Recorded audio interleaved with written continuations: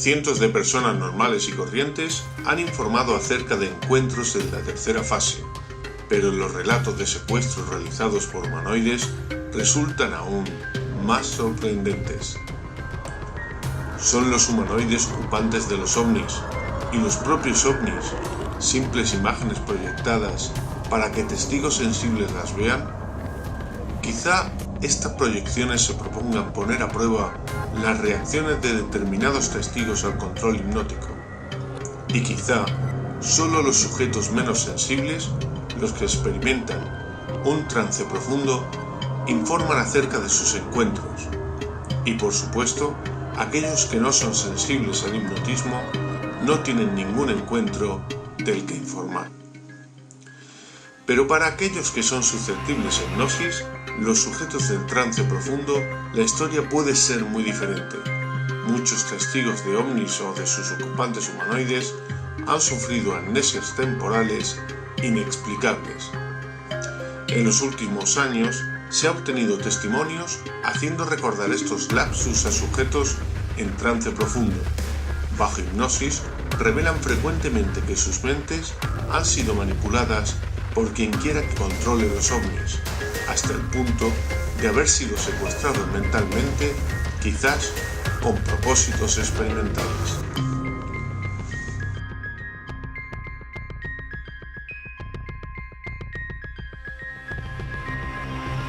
El secuestro físico o mental por ovni se denomina ahora encuentro en la cuarta fase, aunque no forma parte de la clasificación original de los encuentros del Dr. J.A. Hynek. La conexión entre los E3 o informes de contacto y los siniestros E4 pueden verse claramente en los siguientes casos. A las 11:30 de la noche, el 17 de marzo de 1978, el mecánico Ken Ewart, que volvía a casa después de una reunión sindical en Manchester, tomó una salida a la autopista. Esta salida está flanqueada, tiene terraplenes a ambos lados y pasa junto a una planta de energía atómica rodeada por un muro de seguridad de 3 metros de altura, que está construido encima de los terraplenes. Las luces largas permitieron a Ken ver una figura de 2 metros de estatura que bajaba por un terraplén. Se inclinaba hacia adelante al andar, manteniendo los brazos en la misma dirección, de modo que parecía imposible que pudiera mantener el equilibrio. Además, los brazos parecían salir de su pecho, no de sus hombros. El ser llevaba un traje plateado y un casco que solo permitió a Ken distinguir 2 ojos redondos. Ken detuvo su furgoneta en el arcén y observó alarmado cómo la figura se detenía en medio del camino, y desde unos 4,5 metros de distancia miraba hacia él. 2 rayos de luz, estrechos como lápices, se proyectaron desde los ojos de la figura y le alcanzaron. Después de un rato, la figura siguió avanzando hacia la parte izquierda de la carretera, subió por el terraplén, pasó a través del muro de seguridad y desapareció. Ken declaró después que sintió una especie de parálisis mientras los rayos estuvieron enfocados hacia él. Cuando fue entrevistado por la red de investigadores de ovnis UFOIM, Ken agregó que todo el encuentro duró entre 4 y 5 minutos y que tardó 5 minutos más en llegar a su casa.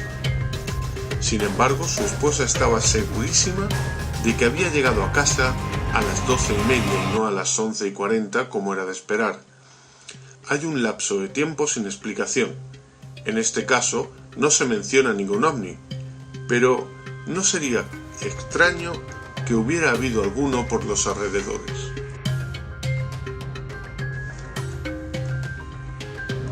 Otro encuentro terrorífico tuvo lugar en Belo Horizonte, Brasil, a las 7:30 de la tarde del 28 de agosto de 1963. 3 niños estaban en el jardín de su casa, jugando junto a un pozo.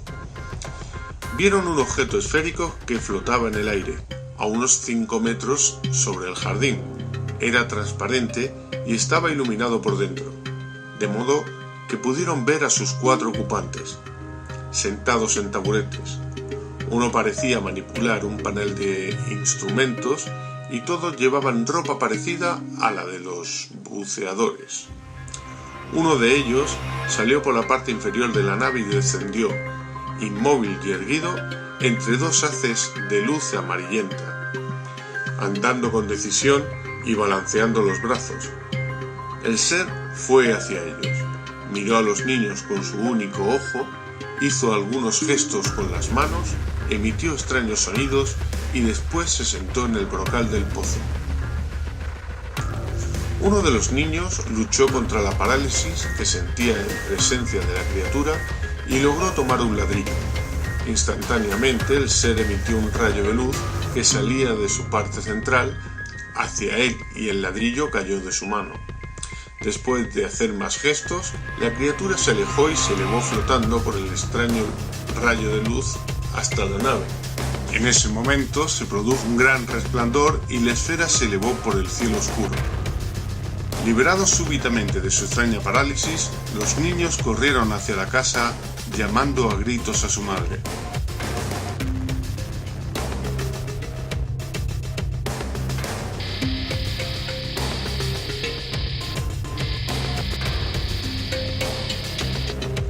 A eso de las 8:40 de la noche, el 7 de enero de 1974, un hombre de negocios belga conducía su coche cerca del Warneton, en la frontera con Francia, cuando de repente los faros se apagaron, el motor se detuvo y la radio enmudeció.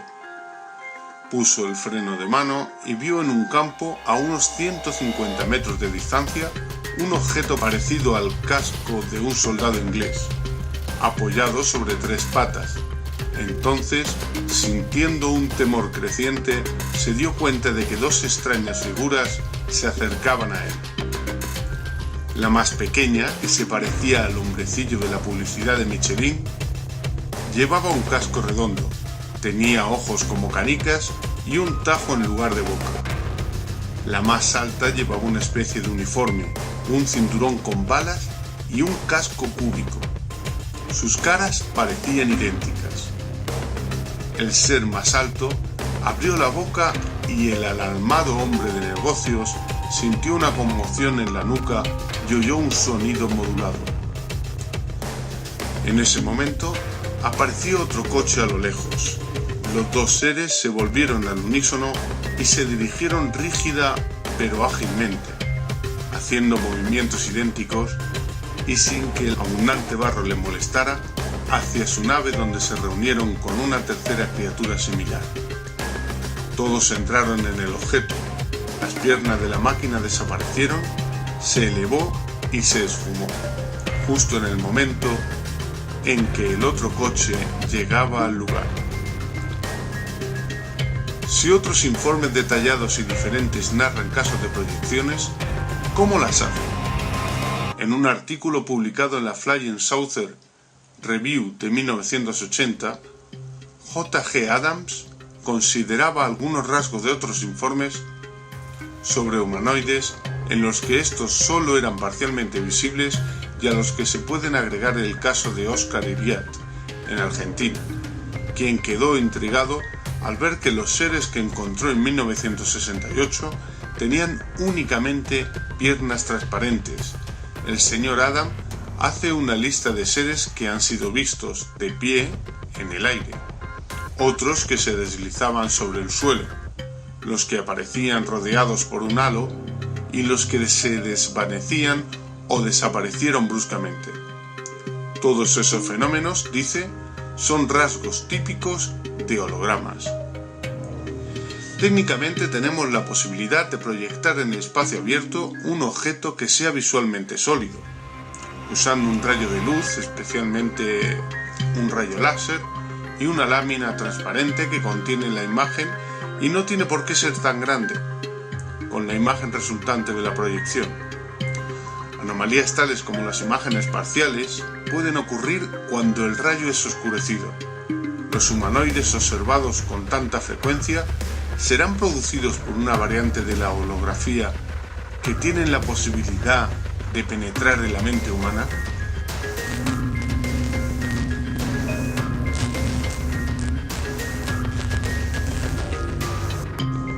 El 1 de julio de 1965, el granjero Maurice Mas andaba por el viñedo contiguo a uno de los campos de lavanda en Valensole, Bases Alpes, Francia.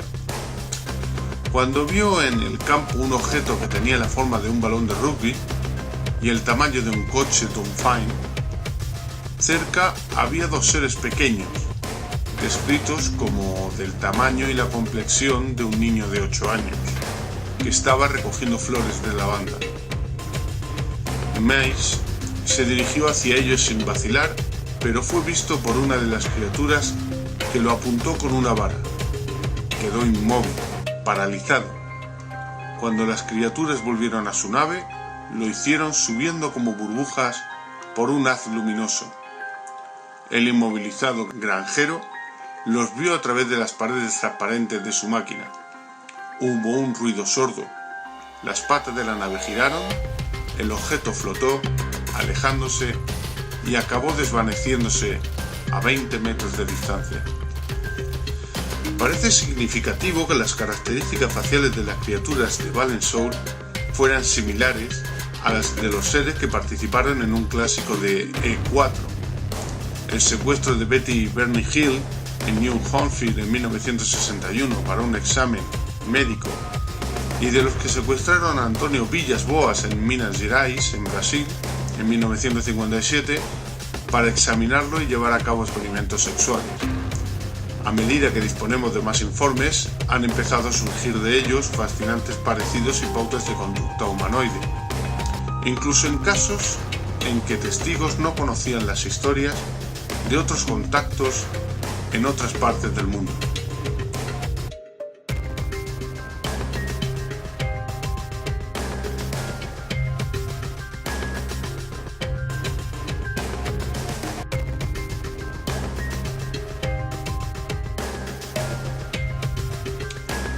Y ahora consideremos un último caso que podríamos darnos algunas pistas acerca de lo que puede estar sucediendo. A primera hora del 31 de mayo de 1974, una pareja joven, Peter y Frances, iba en un coche desde Salisbury, en lo que entonces era Rhodesia, hacia Durban, en Sudáfrica, por el puente de Bates. Su coche, un Peugeot de 404, fue escoltado por un objeto brillante desde cerca de Ubuma hasta las inmediaciones de Fort Victoria. Todas las luces desaparecieron, salvo un extraño resplandor en la parte exterior del coche, que aparentemente no era controlado por su conductor. Había mucho frío. La radio siguió transmitiendo un programa de Lorenzo Márquez, mucho después de que su alcance normal hubiese sido sobrepasado. En Fort Victoria, cuando se detuvieron para poner gasolina, el Omni se elevó y desapareció temporalmente. Reemprendieron la marcha a las 5:30 de la mañana. Ahora los escoltaban dos ovnis. Uno estaba exactamente encima de ellos. El terreno seco familiar cambió súbitamente y apareció una vegetación tropical y pantanos. El camino se hizo más recto. Peter estaba en un estado semicomatoso. Una fuerza ajena a él controlaba el coche. Frances se durmió a las 6:15 de la mañana. Despertó alrededor de las 7, cuando estaban a algo más de 1 kilómetro del puente Bates. Nuevamente, los ovnis se elevaron mucho, como si obedecieran a una señal. Los funcionarios de la frontera rieron cuando vieron a la pareja envuelta en mantas en una estupenda mañana cálida. Cuando cruzaron el puente y fueron a poner gasolina en Sudáfrica, descubrieron atónitos que el depósito estaba lleno. El coche no había consumido prácticamente nada en un viaje de 280 kilómetros. Eso era todo lo que recordaban Peter y Frances de su extraño viaje, pero 6 meses después, inquietos todavía por su extraña experiencia, se pusieron en contacto con la Natal Mercury de Durban, después de leer un artículo que trataba con comprensión de los testigos de un hombre. Se llamó al investigador Carl Van Bleerden, quien, suponiendo que habían perdido la noción del tiempo, logró que un médico interrogara a Peter bajo hipnosis. El resultado fue un relato mucho más detallado del extraordinario encuentro.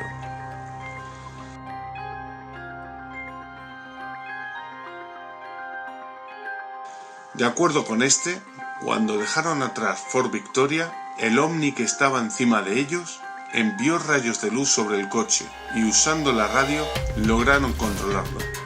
Colocaron pantallas a su alrededor y proyectaron en ellas escenas de la vegetación tropical. El coche fue teleportado por encima del camino.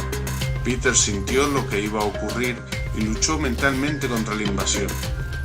Añadió que él y Frances fueron programados en el interior del coche y que su esposa se durmió a causa de la voz de ellos, que hablaba por la radio del coche. Parece que Frances no es un sujeto capaz de caer en un trance profundo, pero Peter sí, y además posee facultades psíquicas. Bajo hipnosis manifestó que ellos lo habían descubierto en solo 7 segundos.